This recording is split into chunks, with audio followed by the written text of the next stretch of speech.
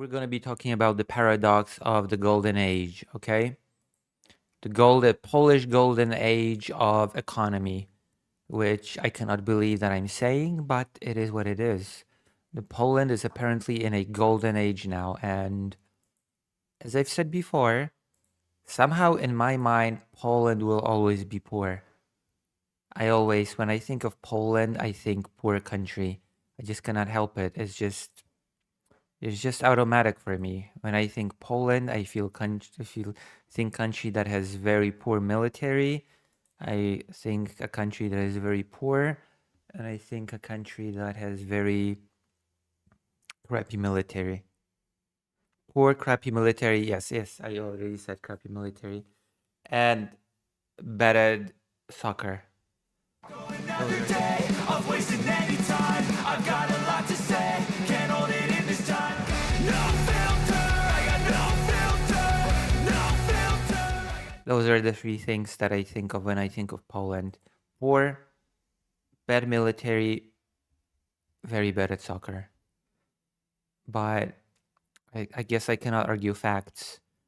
I cannot argue that Poland is apparently doing very well economically, to the point that is being compared to the Polish-Lithuanian Commonwealth, of all things. You can see the old Polish-Lithuanian Commonwealth same, and you can see the current same. And the argument is that the Polish-Lithuanian Commonwealth was at a golden age economically, and it screwed itself over and stopped existing.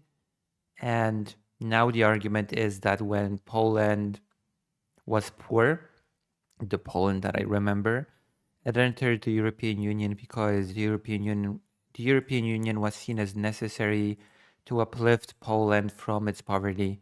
And now that Poland actually is uplifted from the poverty, it is strong enough economically and financially, etc., that the voices that call for exiting the European Union are becoming stronger, which is the paradox of the golden age. There you go. Poland's golden age paradox and Nawrocki's bid to shift power inside the EU. And of course, there's the argument that the new president, Karol Nawrocki, with his rhetoric, is pushing Poland towards a Polexit of sorts. We had Brexit, which was named after Great Britain leaving the European Union. Britain exit, Brexit. And then you have the Polexit, Poland exiting the European Union, which would be, of course, a very detrimental move for Poland. Poland is living through its second golden age. The country is wealthier, more secure, and more ambitious than at any point in its modern history. And that success has created a lethal paradox in its politics.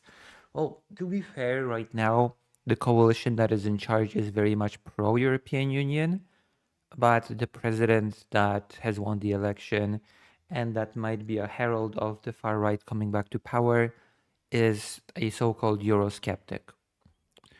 And he is fueling the voices of those who are calling for the Polexit. I'm going to use that silly term. The first golden age in the 16th century was defined by vast territory and cultural splendor, but it masked a fatal political paralysis. Today's second incarnation is built on hard metrics. Poland is now a $1 trillion economy, with GDP per capita reaching 81% of the EU average. It has never been so close to Western Europe in 500 years. A decade ago, EU membership was treated as the indispensable engine of this success. Today, the sheer scale of Poland's astonishing economic and military growth has given parts of the right the confidence to see Brussels not as a foundation, but as a ceiling on a national ambition. So in other words, the EU is holding us back. They just want us to accept all those migrants all those refugees, all those immigrants. They want to destroy our sovereignty. I'm hearing a ton of arguments about the European Union. They want us accept the gays is the newest one, that the European Union wants to force Poland to accept gay marriage. Let's do Polexit because the European Union says that Poland should give people rights. Yeah, that is an actual argument. President Karol Nawrocki occupies this space while maintaining he wants Poland to remain in the Union. His two major speeches in November 2025 presented the EU as a limit to the country's potential and a threat to its sovereignty, which is a common argument against Eurosceptics that just because Poland has to abide to certain internationally recognized rules, certain deals that Poland agreed to when joining the European Union, that means that Poland is not a sovereign country anymore, which is a ridiculous thing to say. Just because a country enters an agreement, an international agreement, just because a country enters an international bloc, it does not follow that it stops being sovereign. It certainly follows that countries that enter international commitments and international alliances give up some of its sovereignty because international law, the law of the economic, military, and what have you bloc, will usually be above the regional law of the country. He is testing a dangerous proposition that Poland has grown rich enough to consider dismantling the institutions that secured its wealth. Independence Day reframing.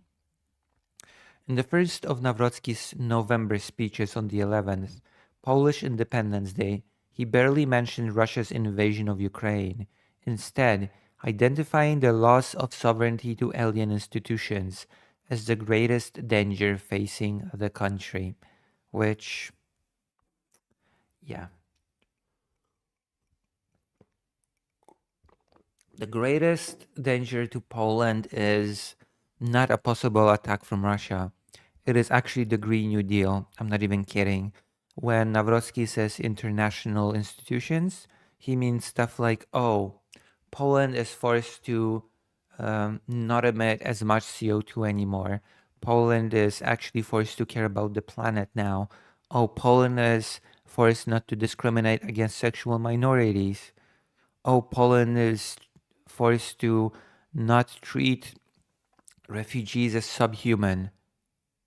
Those are the things that are the threat to Poland's sovereignty, apparently.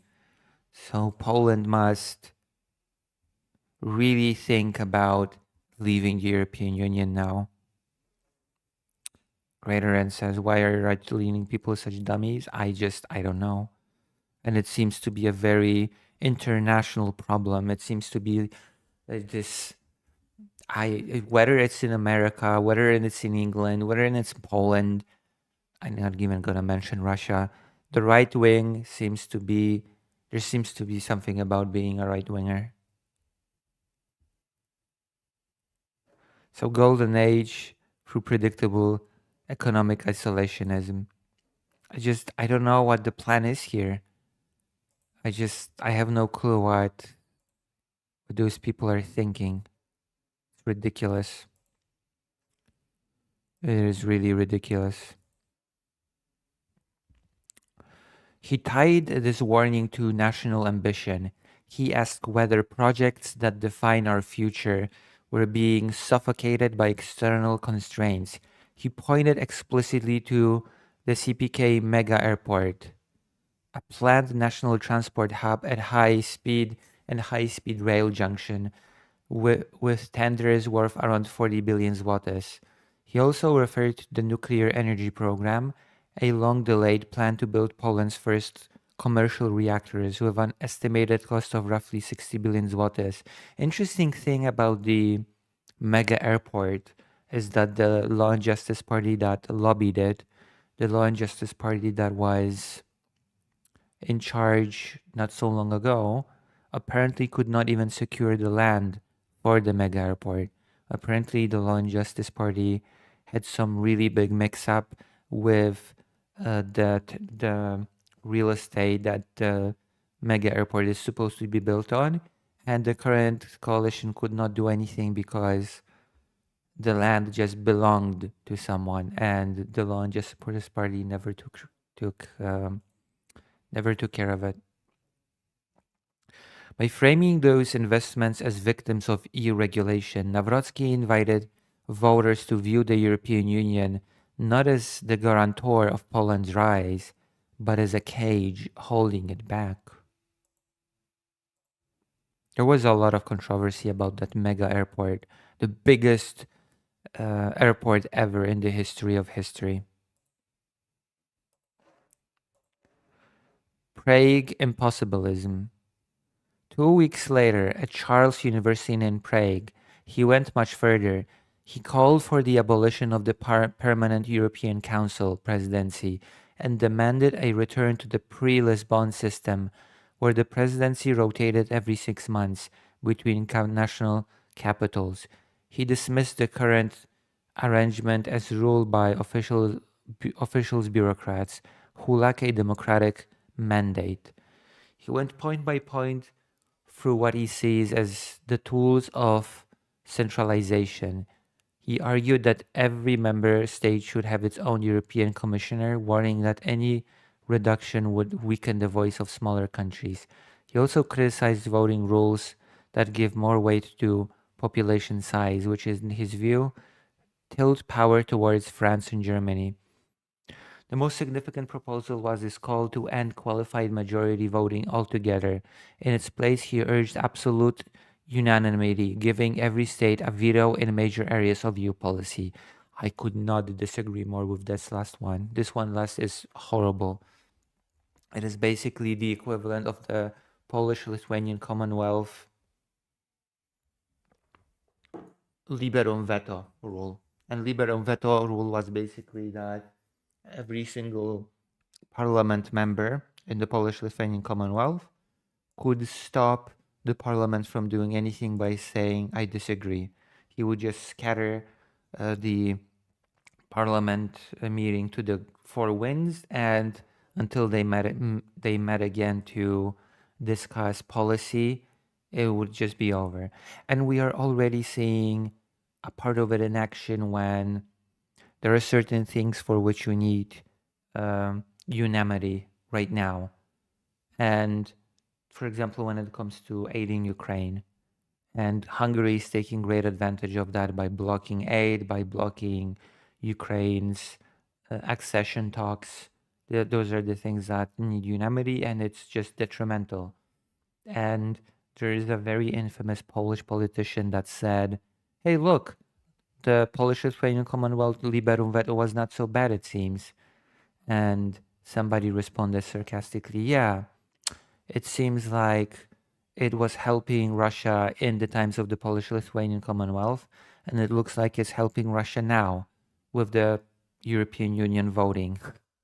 So this is the worst thing, actually. Getting rid of qualified majority voting altogether would be the worst thing possible for the European Union. It could potentially lead to a complete paralysis of the European Union, which, interestingly enough, is exactly what happened with the Polish-Lithuanian Commonwealth. Taken as a whole, the package aims to halt what Nawrocki describes as the concentration of power in the hands of the old core of the Union, which, interestingly enough, the nobility of the Polish-Lithuanian Commonwealth said that what they wanted was to prevent the concentration of power in the hands of the king. That was the whole idea. He presented his proposals as a defense of sovereignty, and the nobles in the Polish-Lithuanian Commonwealth presented those ideas as a defense of the golden freedom. While critics saw them as making the EU much harder to run, placing national governments with a veto, not supranational institutions, as the center of every decision, that is a horrible idea. I think I think um, I don't think I have to explain why. For example, let's say the European Union wants to raise an army. Okay, shall we raise an army? And just one country says no, we shouldn't. Oh, okay, I guess the topic's over. Should we move towards being more environmentally friendly? One small country says no, I don't like that. Oh, okay, I guess the topic's over then. Shall we do business with the United States? Oh, one country does not agree. I guess the European Union is not doing business with the United States. That's basically what would happen if you would need unanimity with every single thing. That is basic. That would basically be the result across the board. Foreign Minister Radosław Sikorski immediately identified the mechanics at play. He accused the president of laying the ideological groundwork for a polexit, noting that Nawrocki's proposals were not authorized, noting that Nawrocki's proposals were not authorized by the government, which he said holds constitutional primacy over foreign policy under Article 146. Yeah, the president who is not just they say that the president represents the country in Poland in foreign affairs, but the president cannot just make sole decisions on how to act on the behalf of the country. And then he just decided to go and make this speech on the international stage. Nawrocki's proposals are impossible to implement. Their value is political. When they are not implemented, this will provide proof that the EU is unreformable and that Poland must protect itself through distance or possibly through exiting, which is a very devious thing to do. But then again, Nawrocki is a far right politician, so why should I even be surprised by this development? The historical disease. There is also a deeper layer to Nawrocki's argument, one that connects his Prague proposals with the familiar pattern in Polish history. As a historian, he will know the symbolism of the liberum veto, which I've explained it during this segment. The liberum veto rule, the one that allowed a single Polish noble to just stop any proceedings of the parliament. In the 16th century, the Polish-Lithuanian Commonwealth operated under this rule of absolute unanimity, which allowed any single deputy in the parliament, to stop legislation. It became the emblem of political system that prized sovereign freedom so highly that it often left the state unable to act. The eventual collapse of the Commonwealth had many causes, but the veto remains the clearest shorthand for its political paralysis. Today, the parallel runs in reverse. Poland is again confident and prosperous, and Nawrocki now argues that the European Union should rely on unanimity rather than major voting. By pushing to entrench the national veto and remove supranational structures, he is urging the EU to adopt the same kind of rule that once froze Poland's own politics. So, as you can probably see where this is going, right? You can probably see why, number one, this is ridiculous, and why, number one, it should never come to pass. I don't think I have to go into a whole historical explanation. I mean, I kind of did. The bridge of the right. Society is still firmly behind the EU membership. The latest CBO survey shows that 77% of Poles want to remain. Yet, the parties gaining ground on the right are moving steadily closer to the idea of leaving. Law and Justice is officially a Remain party. Its leaders criticize federalization and resist deeper integration, but they stop well short of calling for withdrawal. The far-right Confederation Alliance plants itself in a different spot. Its politicians often say that if the nation wants to leave, we will carry out its will.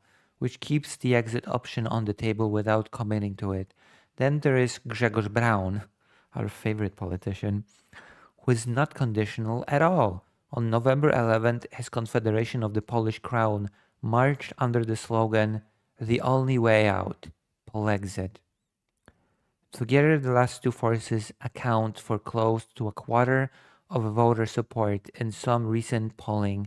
Nawrocki's official position is that Poland should stay in the EU, and it is worth noting that it is his official position.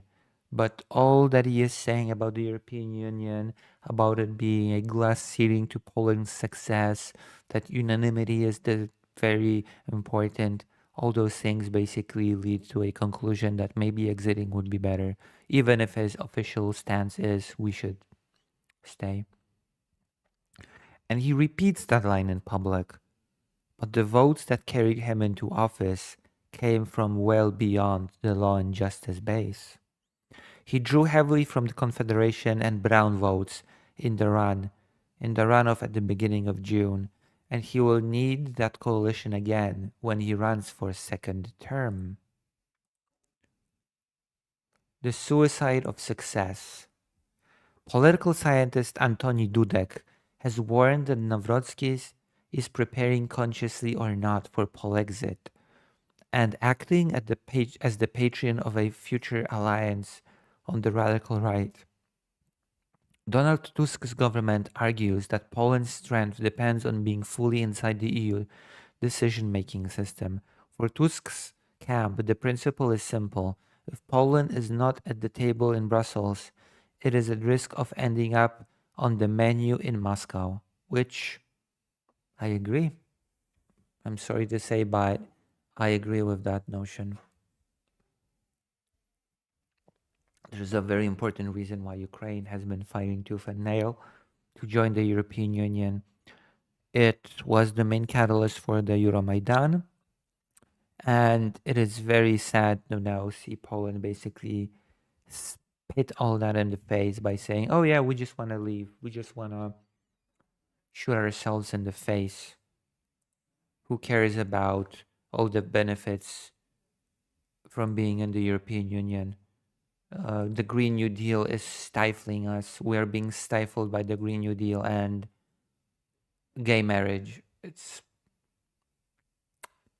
is sad, but I guess Polish people never learn. If there's anything that I have learned is that Polish people never learn.